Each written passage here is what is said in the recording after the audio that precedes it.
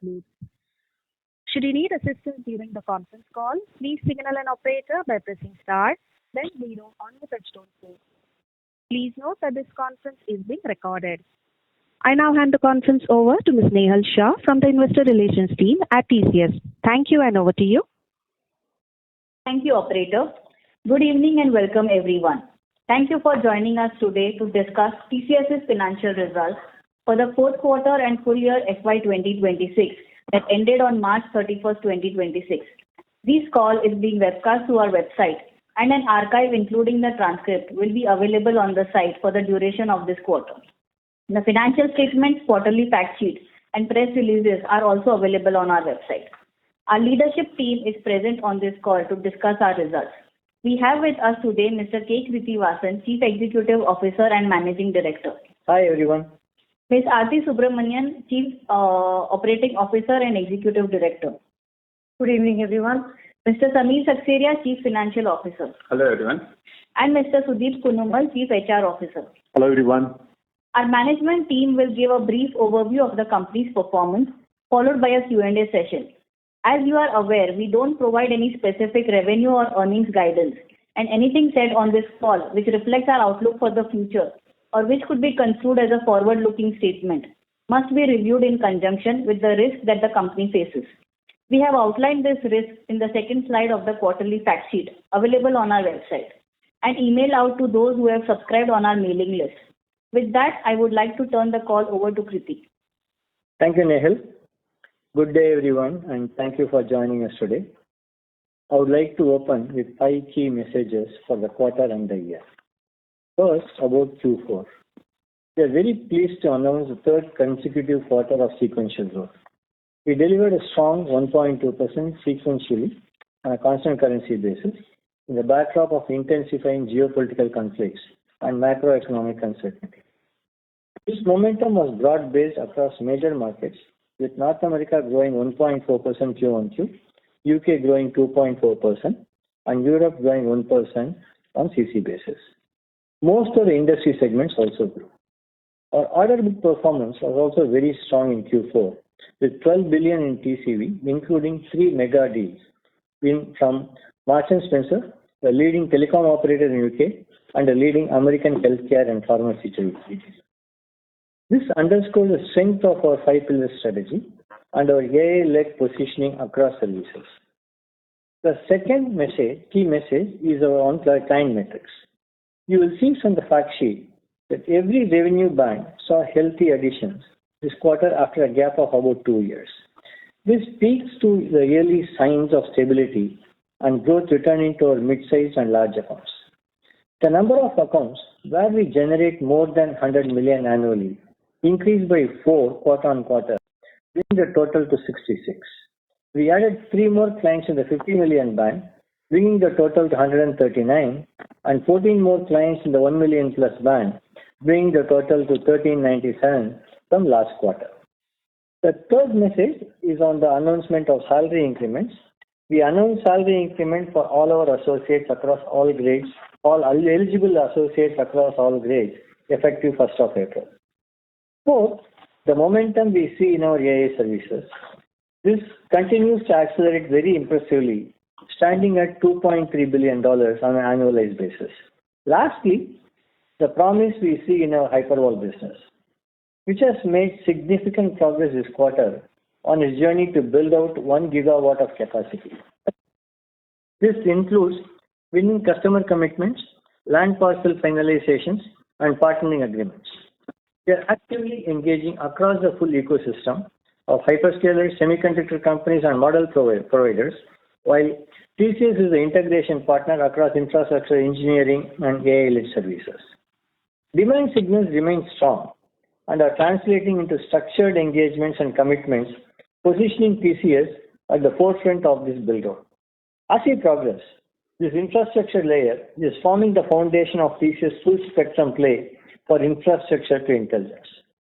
Coming to our full year performance, even though our FY26 revenue declined by 2.4% in constant currency, we delivered a strong 40.7 billion in TCV, including 5 mega deals. We maintained a strong focus on execution to deliver an operating margin of 25%.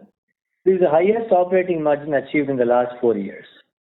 And as enterprises navigate increasing complexity across technology, operating models, and business transformation, the role of trusted system integrators has become even more vital. Clients are looking for partners who can bring deep technology excellence, strong enterprise and industry context, and take end-to-end accountability with confidence on the outcome and ROI. In FY26, TCS was uniquely positioned to meet these expectations through sustained investments in AI-led engineering, a highly skilled and scalable talent base, differentiated solution, and a strong partner ecosystem. This has translated into the major highlights I talked about earlier: broad-based client additions across revenue bands, strong TCV, and continued momentum in large deals, with clients showing greater willingness to commit to long-term, multi-year, multi-million-dollar partnerships, reflecting the trust they place in TCS to deliver certainty and value at scale over extended transformation journeys. I will now invite Samir, Aarti, and Sudeep to go over different aspects of our performance during the quarter. I'll step in later to provide more color on the demand trends we are seeing in our key verticals and our outlook for the next year. Over to you, Samir. Thank you, Karthik. Good day to all. I'll start with the commentary on the recent quarter and then proceed to the full year numbers. In the fourth quarter of financial year 2026, our revenue was rupees 70,698 crores, which is a quarter-on-quarter growth of 5.4%. In dollar terms, revenue was $7.621 billion, a quarter-on-quarter growth of 1.5%. In constant currency, we had a sequential revenue growth of 1.2%.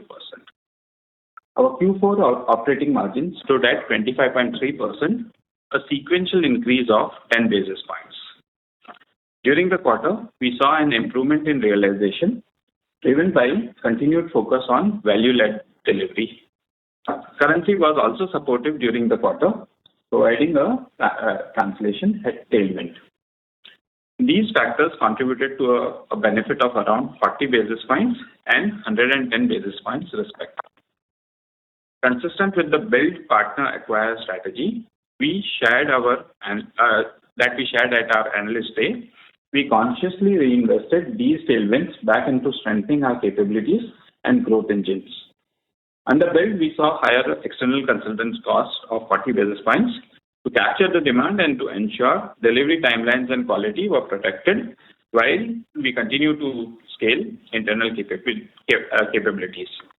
In parallel, we made targeted interventions in critical talent, certifications, upskilling, and creation of niche delivery pods.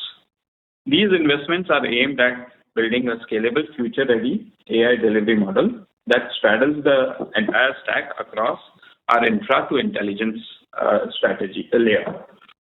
Also, the ongoing impact of India wage code is included. Together, these two accounted for an impact of 40 basis points.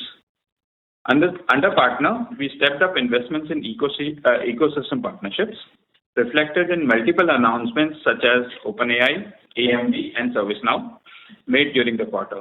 These investments are focused on industrializing AI solutions, increasing cross-sell opportunities, and improving speed to value for clients through deeper hyperscaler and platform collaborations.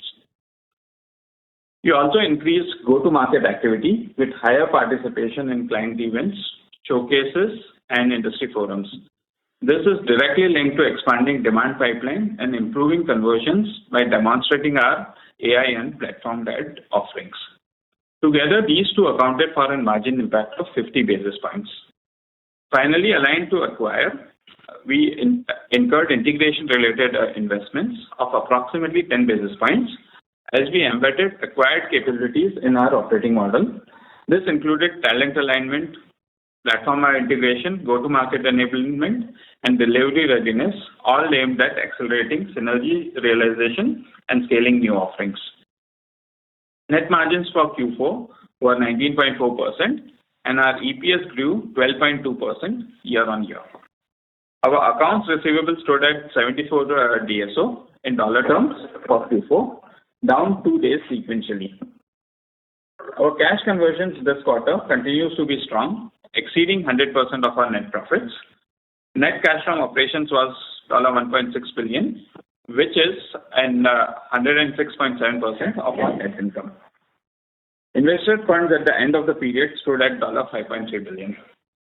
Coming to the full year FY26, our revenue was rupees 267,021 crores, which is a growth of 4.6% on a year-on-year basis. In dollar terms, the reported revenue was $30.017 billion, a decline of 50 basis points. In constant currency terms, revenue declined 2.4% on an annual basis. For FY26, our operating margin was 25%, an expansion of 70 basis points over the prior year and a 4-year high. In FY26, our investments in talent and capability building led to 200 basis points headwind. We also incurred an additional 100 basis points headwind on account of other investments from strengthening ecosystem partnerships and increasing our GTM pipeline. We successfully mitigated these by improving our business mix, productivity, and realization by 100 basis points. Rebalancing of pyramid helped by 80 basis points, and support from currency also benefited margins by another 190 basis points. The operating margin for the year excludes a few one-off recognized during this year. These exceptional items relate to severance-related expenses, legal provisions, and the impact of changes in India wage code. Net margins for FY26 were 19.8%, and our EPS grew 8.8% year-on-year. Our effective tax rate for the year was 24.6%. Going forward, we continue our investments to maximize growth. Our operational rigor will continue to focus on optimizing margins, robust cash conversion, and strengthening the balance sheet. We remain firmly committed to returning substantial free cash flows to our shareholders through a consistent and shareholder-friendly dividend policy, while prudently expanding investments under the Build, Partner, Acquire framework to strengthen long-term growth. The board has recommended a final dividend of 31 rupees per share, taking the total dividend in the year to rupees 110. I'll now invite Aarti. Thank you, Samir. Good evening to all of you. FY26 was a pivotal year for enterprise AI adoption across industries. For the first time since the advent of Gen AI in late 2022, the shift from experimentation to scaled AI deployment showed a marked improvement. AI became a core part of our every customer conversation and solutioning, creating a tailwind for enterprise AI adoption. In Q4, our annualized AI revenue surpassed $2.3 billion, driven by the accelerated deployment of AI solutions across industries. We experienced strong deal momentum across new services in enterprise transformation, digital engineering, and cloud modernization. Our HyperVault business has made significant progress since the announcement in October 2025. Last quarter, I spoke about our two-pronged approach to engaging deeply with our customers on AI. One, to help them get ready with AI, and two, to partner with them to lead with AI. Let me share some more detailed updates on both of these areas. While our customers want to accelerate AI adoption, their current enterprise stack lacks the readiness for what it takes to scale. We're working with our customers to address this gap by upgrading their infrastructure to be scalable and secure, modernizing their core applications, and setting up modern data foundations. Significant part of the technology spend is being invested in these areas. Let me share a few examples. TCS modernized mission-critical queue management systems with generative AI for a European airline. We reverse-engineered complex legacy systems to reconstruct the core business logic embedded in these systems. This modernization was powered by Google Gemini platform. The airline now has a scalable foundation to build new-age crew operation solutions. For a car rental company in US, we executed a complex high-stake legacy data warehouse migration, moving over 20 terabytes of mission-critical data to a modern data platform. This program decommissioned their legacy systems, delivering an estimated 2.5 million savings. But more importantly, it established a scalable data foundation for them to get ready for AI. To help our customers implement AI in their own context, we have created an AI acceleration playbook, innovate with AI, build with AI, and scale with AI. This year, we deployed this playbook across a significant number of our customers to solve high-value business problems in rapid deployment cycles of 12 to 16 weeks. For a leading utility company in the US, we conducted CXO-level AI immersion programs to identify challenges that can be best solved with AI. We also built their enterprise AI platform, which provides a secure, scalable foundation to industrialize AI adoption. Physical AI deployment is also gaining traction in industrial sector. Digital twins, computer vision, quadruped-based solutions are driving efficiency, throughput, and safety. For an electronics manufacturer in the fabrication facility, we are integrating NVIDIA Omniverse-driven digital twins with autonomous quadruped-based inspection systems. This physical AI solution is driving better construction accuracy and proactively identifying safety hazards.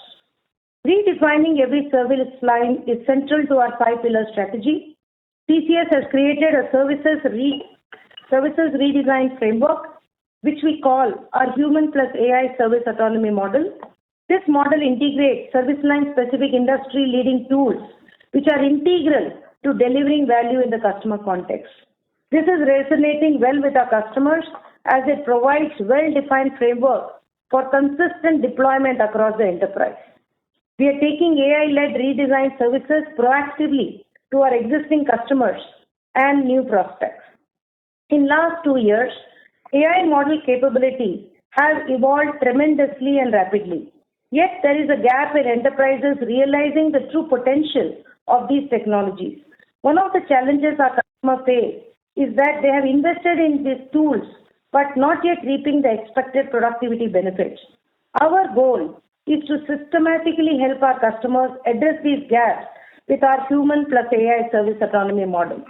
For a retailer in UK, we deployed the AI engineering framework with agents through the software lifecycle, from translating unstructured requirements into structured specifications, as well as executing spec-driven coding, testing, and deployment.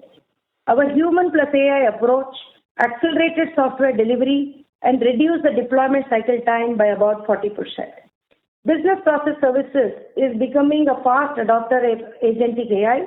We are working with multiple customers on their AI-led GBS transformation.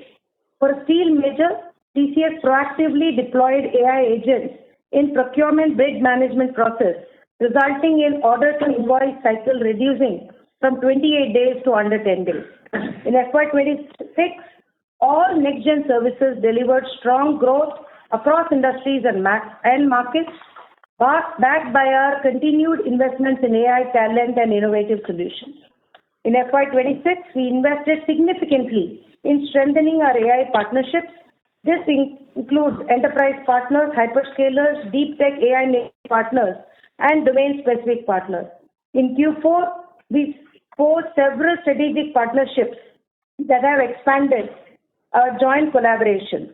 This includes a partnership with ServiceNow, Google Cloud, and with ABB.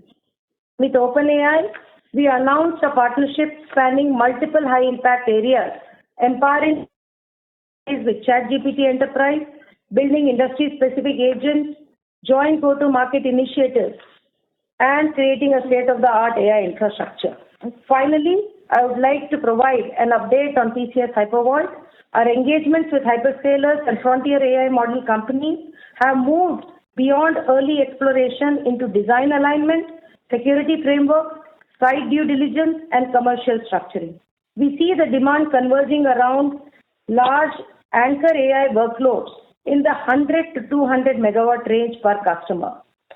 HyperVault has aligned a deep partner ecosystem, including Tata Power, Tata Projects, Tata Communications, as well as GE, Honeywell, ABB, Siemens, and many of our customers to cover EPC, power, cooling, controls, network, and security, and many such areas. Some of the key announcements we made this quarter, as I said earlier, is the OpenAI partnership to build 100 megawatt capacity with an option to scale to 1 gigawatt. In collaboration with AMD, we are combining their world-class Helios rack-scale AI architecture with Tata Group synergies to create high-density AI capacity in India. We also signed an MOU with ABB to strengthen joint collaboration across IT infrastructure applications, digital and industrial AI initiatives, as well as data centers and other emerging technologies. In summary, FY26 saw a good momentum on AI and new services. As we move into FY27, we will continue to accelerate deployment of our five-pillar AI strategy. We are well positioned to support our customers with the deep knowledge of the enterprise context that we possess and our ability to integrate AI into the customer business and technology landscape to create customer value. Thank you. I would now like to hand it over to Sudeep. Thank you, Aarti. Hello again, everyone. At the outset, I would like to thank all our employees and their families stationed in West Asia for their utmost dedication and resilience during these tough times. All our employees and their families in the Middle East are safe, and we are in constant touch with them, providing the necessary support.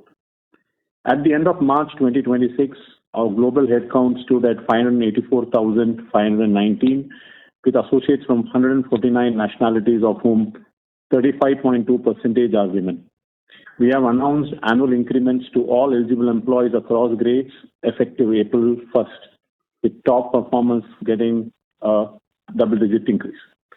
We are focused on building a future-ready organization by strategically hiring both fresh graduates and experienced professionals. Our recruitment efforts have been concentrated on individuals with expertise in AI, data, enterprise solutions, software engineering, cloud, cybersecurity, and digital engineering. In FY26, we also hired over 750 employees with deep advisory and consulting expertise. We stepped up our investments in talent development initiatives as well. In FY26, a total of 69 million learning hours has been completed and 5.2 million competencies have been attained by our associates. Over 270,000 associates now possess advanced proficiencies in AI and machine learning. TCS demonstrates its commitment to innovation by being its own customer zero, adopting and refining AI technologies across internal HR practices before deploying them externally. Within the human resources functions, we are embracing AI as follows. Nearly half of the internal resource allocations occurs through our internal talent marketplace, which uses AI-driven recommendations to match demand and supply. Our GenAI-powered learning coach platform has helped over 100,000 TCS employees improve their proficiency through targeted role-specific learning. Our GenAI-enabled interviewer accelerates hiring with technical assessments, while our AI recruitment platform enhances post-offer engagement to help answer very specific queries. The AI assistant provides instant multilingual contextual HR policy support, improving employee experience. We have further strengthened our position as employer of choice globally and are pleased to have been recognized as an enterprise-wide top employer for the 11th consecutive year by the Top Employers Institute, reflecting our commitment to foster an inclusive and engaging workplace where our people can thrive and grow. I would now like to invite you back, Chris. Thank you, Sudeep. Scaling enterprise AI adoption requires organizations to address technology debt, data readiness, and operating model complexity. AI will enable clients to rapidly move from end customer feedback to demand identification to code. With every tech cycle, clients have realized far greater value, and TCS has scaled its business. With AI, TCS aspires to be the world's largest AI-led tech services company. This aspiration is powered by capitalizing on AI-led renewals, vendor consolidation, and cost optimization deals, resulting in market share gains. using new age services and adjacencies that enable enterprises to get ready for AI.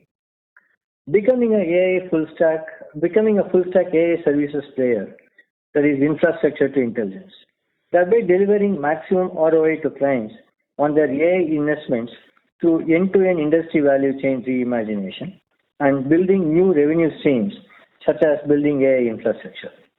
In FY26, we made good progress across all the above opportunities. The strong order book closure was led by vendor consolidation, AI-led modernization, scaling AI across the enterprise, digital core and data platform modernization, operating model transformation, and regulatory compliance. Let me share some specific details of our industry-wise performance during this quarter. In BFSI, the BFSI vertical continued to grow this quarter. In BFSI, client-specific demand remained technology-led and outcome-focused through Q4, shaped by heightened macro and geopolitical volatility. Increased uncertainty around interest rates, inflation, and central bank actions influenced client sentiment, resulting in cautious investment decision-making. Despite this backdrop, BFSI clients continued to prioritize core and legacy modernization, data estate transformation, cloud migration, and scaled AI GenAI deployments, productivity-led operating model transformation, and vendor consolidation. Spending patterns increasingly shifted from experimentation to industrialized business-driven transformation, with a strong emphasis on cost discipline, regulatory resilience, and measurable outcomes. Our consumer business group saw another quarter of good growth, supported by market share gains and emerging pockets of technology conviction, resilience, and guarded optimism. Retail globally and TTH in UK and EMEA led the growth, while CPG and TTH North America segments declined. Enterprises continue to tightly align spending to initiatives delivering near-term efficiency, cost control, and operational resilience, with growing emphasis on vendor consolidation, technology simplification, legacy modernization, and selective AI and GenAI adoption. CPG had 2 mega deal wins this quarter, which helped propel its TCV to an all-time high. One of the 2 mega deals was the renewal and expansion of our services to Marks & Spencer, a customer of TCS for well over a decade. The deal is a testimony to the deep trust and strong partnership between the two organizations. The other mega deal is a leading American healthcare and pharmacy retailer, with another long-standing and trusted strategic partnership of TCS. That we are very proud to have retained this particular partnership as well. Clients are appreciating TCS' track record of successfully delivering transformation programs more than ever. An excellent example is what we are doing for this pharma retailer. For them, TCS partnered with to modernize its mission-critical claims processing system. Operating at a massive scale, processing over 5 million prescriptions daily, the platform underpins core pharmacy operations including claims validation, accumulation and tracking of patients' out-of-pocket expenses, ordering, replenishment, reporting. As prescription volumes continue to rise, the legacy architecture began to limit performance, real-time visibility, and scalability, creating operational bottlenecks across the ecosystem. Leveraging deep domain expertise and contextual knowledge, TCS reimagined process flows and led the comprehensive cloud-native re-architecture of the platform. The transformation introduced event-driven processing, complex multi-system integration, and world-class enterprise-grade security to ensure resilience and compliance. This has enabled near real-time processing, compressing claim cycles from 48 hours to just 12 hours, data-driven decisioning leveraging AI, and auto-scaling to support growing prescription volumes and rapid onboarding of new entities, positioning the client for sustained future growth. Now let me talk about our life sciences and healthcare group, which saw a marginal growth this quarter. Healthcare payers are managing rising costs and growing friction with providers due to pre-authorization and claims issues. Key priorities include affordability, transparency, simplicity, and better patient experiences. Organizations are focusing on data marketplaces, cyber resilience, and AI to boost productivity, while regulatory changes add to compliance costs and administrative burdens, prompting selective modernization focused on efficiency. The pharmaceutical industry is streamlining pipelines and adopting AI to tackle growth and pricing pressures. Companies in the Americas and UK and EU are focusing on efficiency through vendor consolidation, tech modernization, and enterprise-wide transformation. The manufacturing vertical also saw good growth this quarter, despite the macro uncertainties and the impact to the global supply chains. Client demand across manufacturing remained cautious in Q4, shaped by macroeconomic uncertainty, tariff volatility, recalibration of EV demand, and continued restraint in capital expenditure across automotive, industrial, and chemicals. Customers prioritize near-term cost optimization and operational resilience, with sustained focus on AI-led productivity, including predictive maintenance and quality automation, alongside ERP and cloud modernization to streamline operations and improve reliability. The technology and software segment saw reasonable growth this quarter given the environment. Client demand in Q4 remained disciplined amid a challenging macro environment, shaped by heightened geopolitical tensions, tariff-related uncertainty, and increasingly stringent manufacturing and data sovereignty requirements. Customers continue to prioritize cost rationalization to fund a strategic pivot towards AI-led transformation, with spend focus on vendor consolidation, GCC expansion, and structural efficiency, and the resulting savings reinvested into scaling AI across core operations and product portfolios. Incremental investments were also directed towards digital sovereignty and supply chain resilience. PMI saw a modest decline this quarter, but we are witnessing promising signs of a rebound in IT spending in CMI. Telecommunication companies are advancing their journeys to expand into adjacent businesses while simultaneously enhancing the efficiency of their core operations. This strategic shift is paving the way for growth and innovation. Momentum remains strong in securing large deals within the telecommunication sector. We have signed our first mega deal in CMI. This first mega deal in CMI in this quarter, a significant expansion of its long-standing partnership with a leading UK-based telecom operator.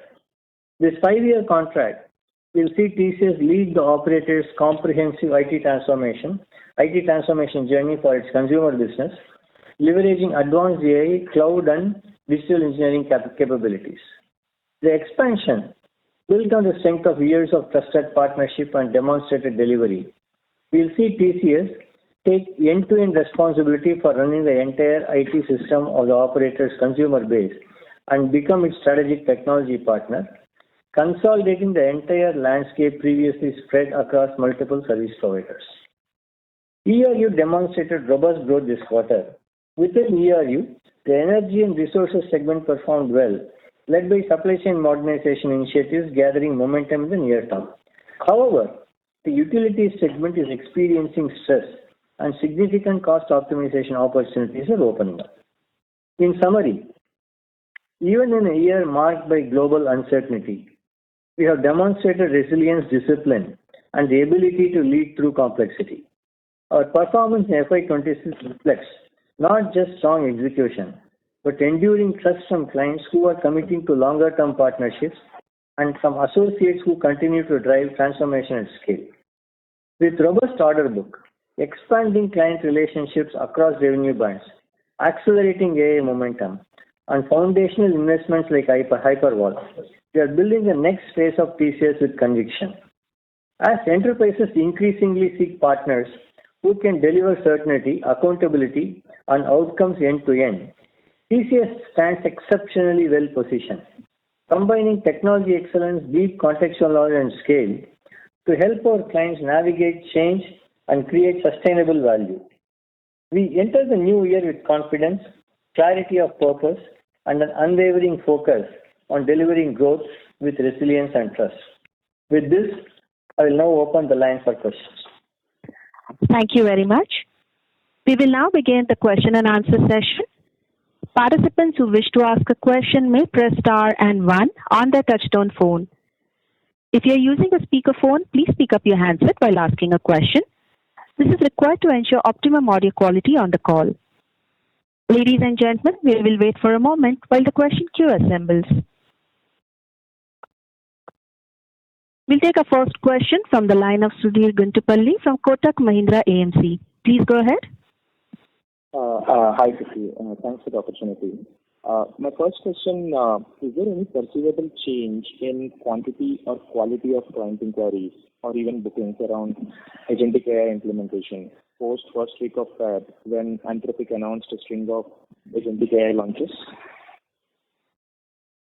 Sudhir, I won't say there is definitely clients are curious to know about the capabilities and expanding capabilities of all the models.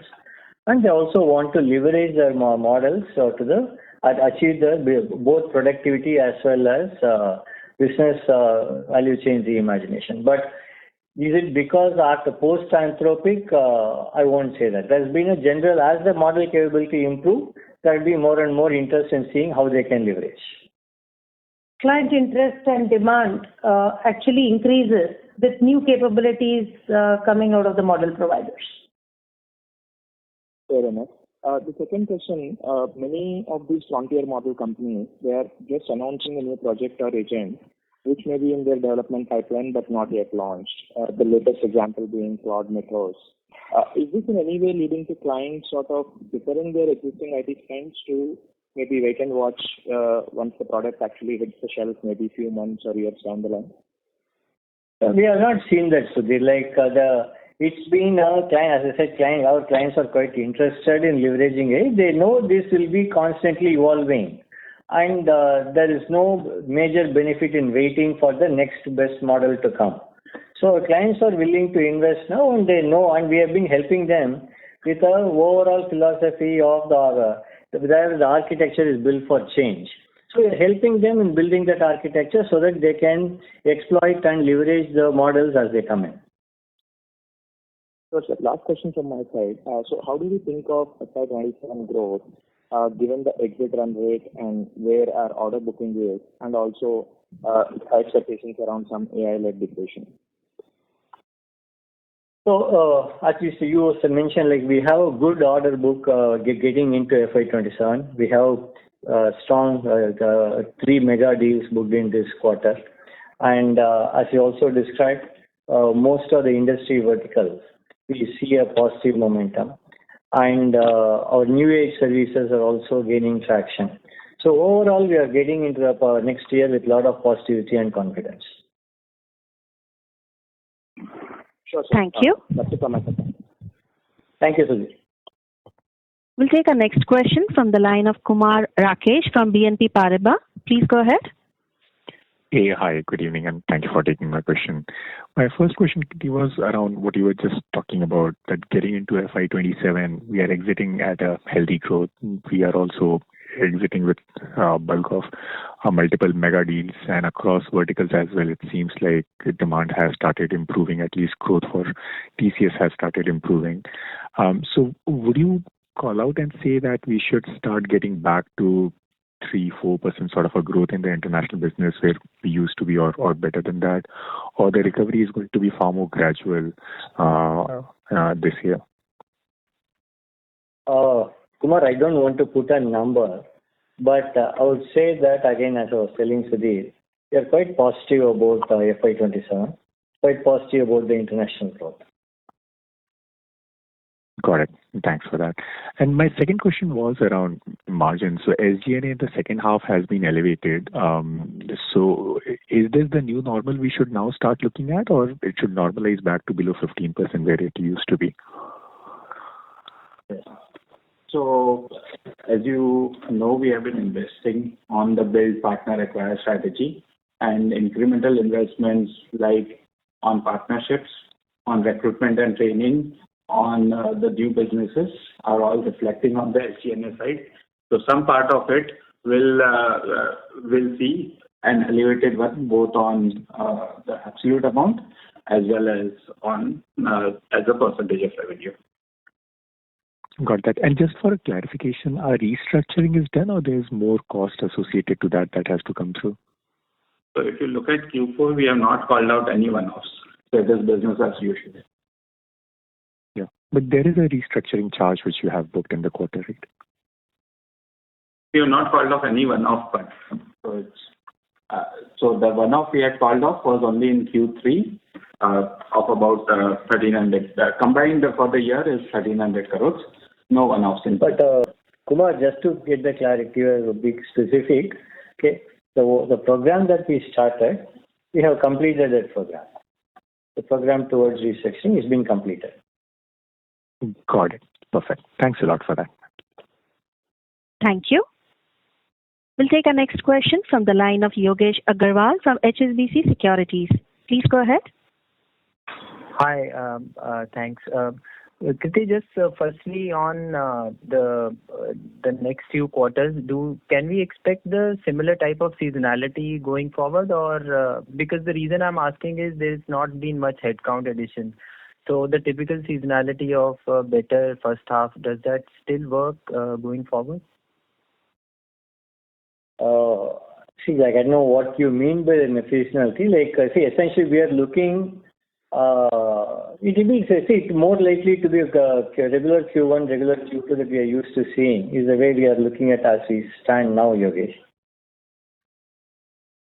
No, Kriti, I was asking, so usually the first and the second quarter are stronger than the fourth, right? Oh, that is what I'm saying. We are also expecting, our planning assumption is along those lines only. Okay, great.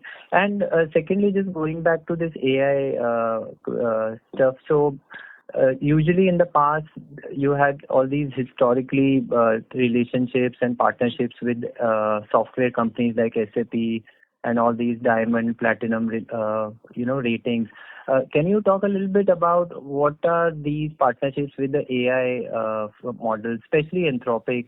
What is the level of tiering with them, and does it really matter anymore? Thanks.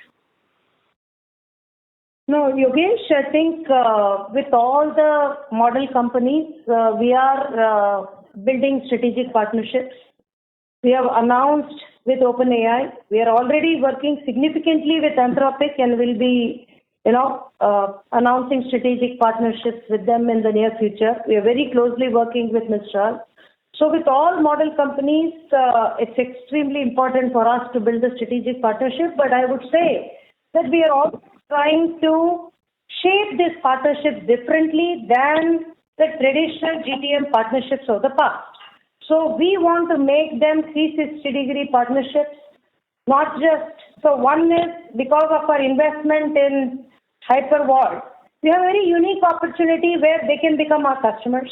So you saw the announcement that we made with OpenAI, where there is a committed capacity of 100 megawatts and the opportunity to grow that to 1 gigawatt. So similar conversations are opportunities with these model companies and hyperscalers. So that's one new pillar of collaboration, right, of strategic collaboration. Apart from that, using their products, right, ChatGPT Enterprise, we made an announcement, so using Anthropic Claude. So that's the second pillar of our collaboration. Third is industry-specific solutions with them. The fourth one is, again, GTM, very specific GTM motions, which is very, sort of what you take away from how we do strategic partnerships of the past. So that definitely is a pillar. So this, again, like I said, we are trying to shape these partnerships differently, more deep, more strategic, and value for both. Got it. Thank you. Thank you so much. Thank you. We'll take our next question from the line of Nitin Padmanabhan from Investec. Please go ahead. Yeah, hi, good evening. Thank you for the opportunity. Kirti, initially you mentioned some caution in BFSI during the quarter. I just wanted your thoughts on how clients are actually thinking about spending going forward, considering the macro. Do you think this ends up like last year where you had the Liberation Day and we thought we were probably getting into a good start, but then you had all these headwinds. So in the context of what you see today, what are the conversations with clients? It will be great to have your perspective there, maybe across a few key sectors at least. See, what at this time, if you look at our direct impact from the geopolitical situation, so far has been restricted to Middle East and to some extent into the, and we have not seen major impact in other industries so far. But Nitin, as you would know, like if things continue and if it results in further supply chain disruption or any other secondary issues, it may have an impact. But at this time, I think the impact will be limited to our travel and transportation and probably the work we do in Middle East. And we have not been hearing any other specific concerns from our clients in other industries or other geographies. So the caution that you mentioned was very geo-specific. It's not a broad-based caution. And also, yeah, that's correct. Yeah. Sure, perfect. That's very helpful. The second is on from a margin perspective. How should we think about margins going forward? Because on one hand, you do have the currency giving you a tailwind, and on the other side, you have to invest on capabilities and multiple other things. So just how should we broadly think from a margin perspective as we get into the next year? Nitin, we are exiting FY26 at a 4-year high on annual margins at 25%, and we see continued positive momentum. Our focus will be to ensure growth with profitability. So we'll not be shying away from making the right investments for ensuring strategic growth.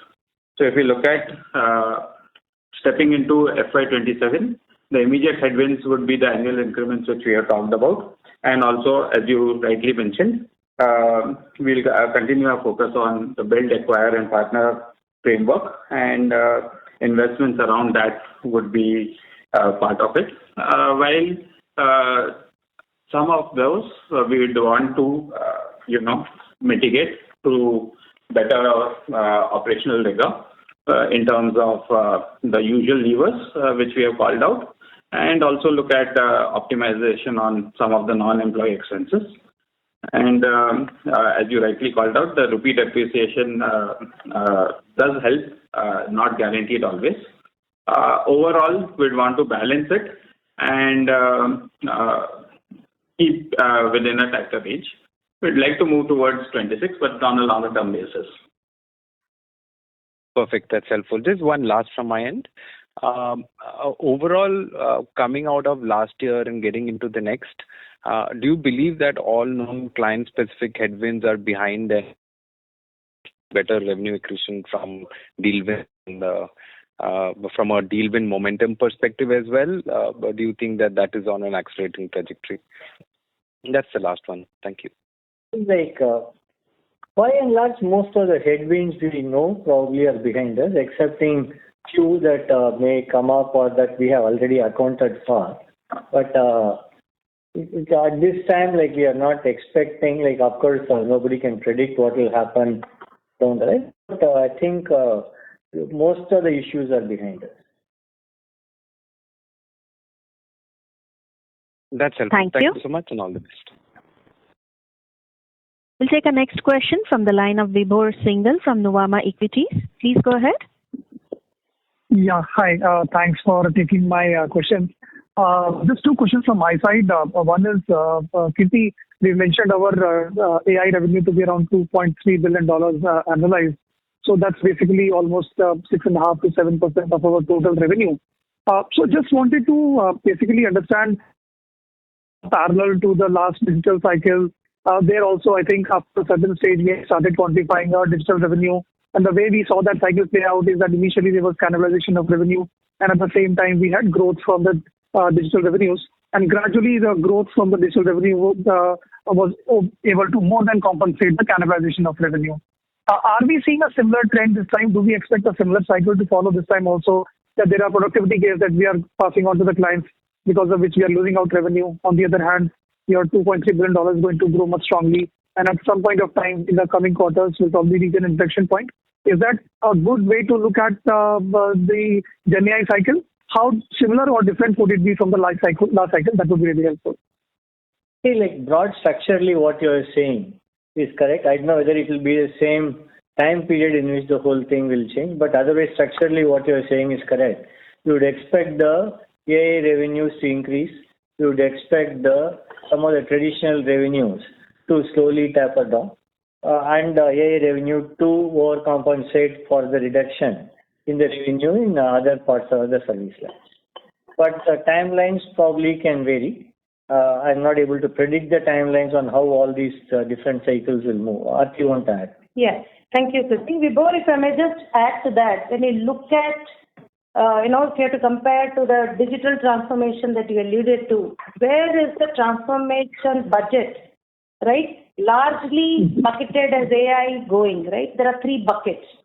One is enterprise transformation. There is still a lot to be done on digital, which is still to be done in companies, whether it's cloud adoption, migrating to cloud, data modernization, cybersecurity, enterprise systems upgrade, whether it's S4HANA, Salesforce. So all those are ongoing, right? So that's a transformation bucket. The second one, which is very purely AI-led, is the modernization opportunities that we see. Tech debt reduction was always a priority, but that was always postponed by enterprises because it would take long, it would cost a lot. But I think AI is playing in there and helping customers clear tech debt better, faster. So that's begun.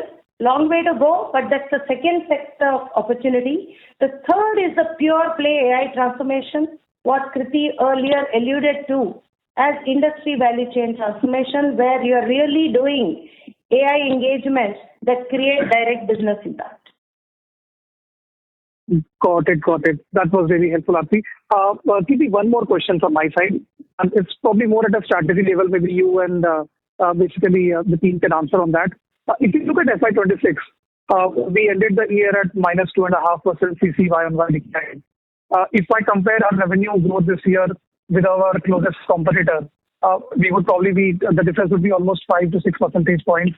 This is probably the widest that we have ever been, that the gap has ever been.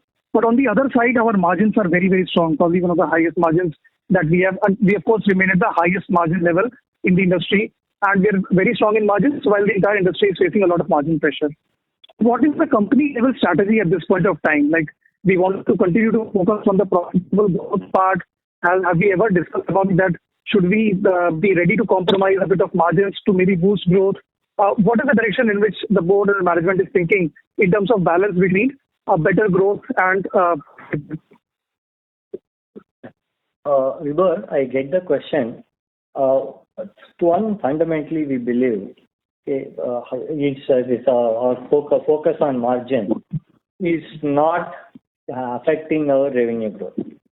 Of course, at the same time, in fact, we believe a good margin we have gives us greater flexibility to approach new deals and be more competitive in gaining market share. And we have been able to prove that time and again. It's not that we don't lose deals on pricing. We work with our customers. We ensure that we give the best solution, and we've been able to win deals. And so this is our overall thesis. We believe margin and growth are not conflicting with one another. We should be able to do well on both. And we continue to stay close to our customers. We continue to invest. Like the margin we have helps us to invest, like what you saw in the last two acquisitions and the investment on Hyperwall. They are all possible because we are able to generate margin and gives us the ability to invest for growth. So we don't believe these are at loggerheads with one another. Okay. Thank you so much for answering my questions, and all the best. Thank you. Our next question is from the line of Ashwin Mehta from Ambit Capital. Please go ahead.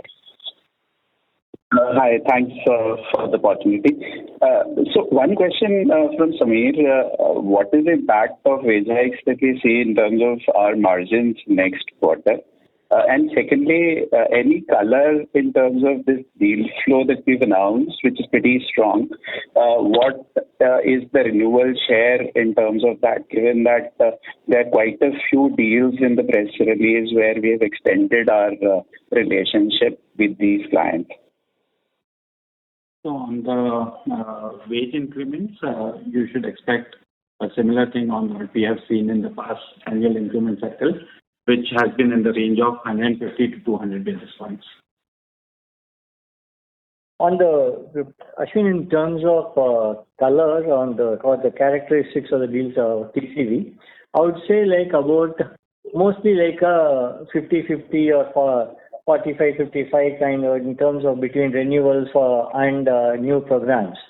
So I think this quarter maybe about 50 to 55% could be on renewals, around 40 to 45, around 45% would be on new programs. And this varies typically in a smaller band, between 40 to 60% band. It varies one way or other.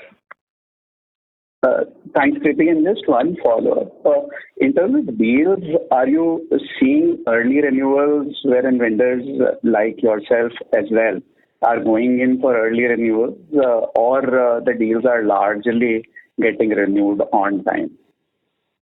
So like, by and large on time, but when we also see an opportunity to go back to a customer and provide, ensure that there's really a renewal can be done with greater AI infusion, greater productivity delivered, and at the same time with the expansion in scope. We do go to the customers and we offer to renew really if they are also, whenever we see value and whenever it's mutually beneficial. Thanks, Krithi. Thanks, Samir. And all the best. Thank you. Our next question is from the line of Rishi Jhunjhunwala from IIFL. Please go ahead. Yeah. Thanks for the opportunity. I think my questions have been answered, but maybe just a quick clarification. Just if you think about your thought process around wage hikes, right? So we've deferred it twice in the last 5-6 years since COVID. This time we have reinstated it. After when we announced it in September, back to the April cycle. Just wanted to understand what's the thought process behind that, given that the overall demand environment, the supply side environment, and the macro uncertainties largely remain there and haven't seemed to be changing materially over the past 6 to 9 months. It's a reflection. As a first is, we want to ensure that we properly reward all the associates who have been working tirelessly for us. And as you know that while in September we were able to give increments to 80% of the associates, the senior executive associates we did not give at that time. So we wanted to ensure that when we restart our increment cycle, we reset it and start for everyone.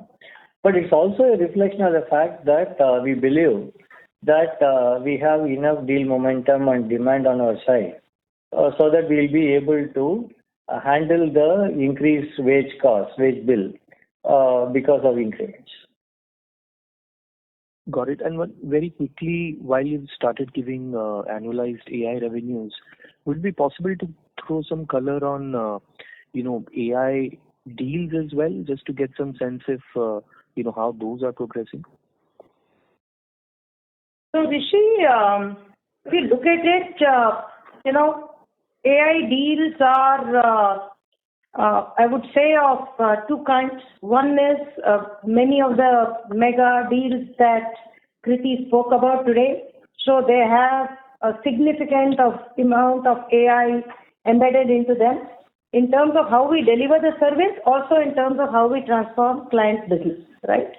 But apart from this, when we are saying AI revenue, we are only calling out the specific AI for business transformation revenue, which we said has exceeded 2.3 billion on an annualized basis. When you look at the nature of programs, it's across industries, across markets, and we see that a lot of these programs are, rapid build, 12 to 16 week delivery type of solutions. These are high impact products that customers are choosing that we can deliver in faster cycles with rapid, with forward deployment engineers. So that is included. Some of the AI modernization I talked about, which is, starting to gain momentum, is all included as part of that. Understood. Last thing is agentic BPS, which I missed talking about. I think that's something which is gaining traction, right? Agentic AI in business process services. And we see that earlier in FY25, the time taken to implement AI in business process versus this year, we are seeing faster adoption cycles from customers because customers are more confident now putting AI into production, but obviously with all the guardrails, focus on security, governance, and all of that. Thank you. Our next question is from the line of Gaurav Rateria from Morgan Stanley. Please go ahead. Hi, thank you for taking my questions. I have two questions for Kriti and one for Samir. My first question for Kriti is growth in the client's band of revenue bands in mid and large size, and you talked about stability returning. Is this due to a lower leakage compared to the past, or is it more led by better macro, which is improving the spend in these accounts? The second question is on, AI.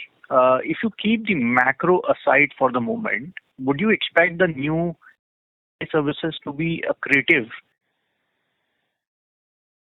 net of all the deflation that you see in your renewals existing business, or is it too early to confirm any such trend? And the last question for Samir is that AI for business, when you look at the revenue productivity and the margins in that portion of the business, how does it compare to company average? Is it better? Is it lower? So, Gaurav, first on the client metric improvement, see, it's a combination of all the factors because you will not be able to grow if there's no stability or if there's no revenue coming in. And essentially, it's a reflection of the fact more comfortable in getting into larger transformation programs or some amount of discretionary spend improving. And of course, it's also possible there are some cases of vendor consolidation happening where you gain market share. But definitely it indicates there's a stability and the more confidence from the clients as well. And for your question about AI, again, our expectation is AI will be net accretive. Like to see the initial year, our attempt would be to ensure that arrest the degrowth while the AI revenue increase. But of course, over a period of time, AI revenue or AI-related revenue, because it will become very difficult to classify after some time on what is AI adjacent revenue. But ensure that they all grow, we expect them to grow much faster. At that time, the deflation in the other part may not matter materially. Like same cycle, whatever happened during the digital transformation cycle, that trend will resume. Gaurav, on the AI and data part, the revenue productivity is definitely much better than the TCS average or the traditional business, both at onsite and offshore. Margin is not called out because there would be investments which would be temporary or in the initial phase, so it wouldn't be like to compare. Thank you very much and all the very best. Thank you. Thank you. Thank you. Ladies and gentlemen, that was the last question for today. I now hand the conference over to management for closing comments. Over to you. Thank you, operator. We are very pleased with the continuous revenue growth momentum we have seen in the last 3 quarters. In Q4, our revenue grew by 1.2% quarter-on-quarter in constant currency with an operating margin of 25.3% at a net margin of 19.4%. We had a very strong TCV of 12 billion in Q4 with 3 mega deals. Annualized AI services revenue crossed to $2.3 billion. We remain dedicated to our goal of establishing ourselves as the world's premier AI-driven technology services provider. Combined with sustained investments across infrastructure to intelligence, continues to advance this objective. I extend my appreciation to all TCS employees for their unwavering commitment and professionalism, which has been instrumental to the company's continued success. This concludes our call today. Thank you for participation. Thank you. Thank you. Thank you, members of the management. On behalf of TCS, that concludes this conference call. Thank you for joining us, and you may now disconnect your lines.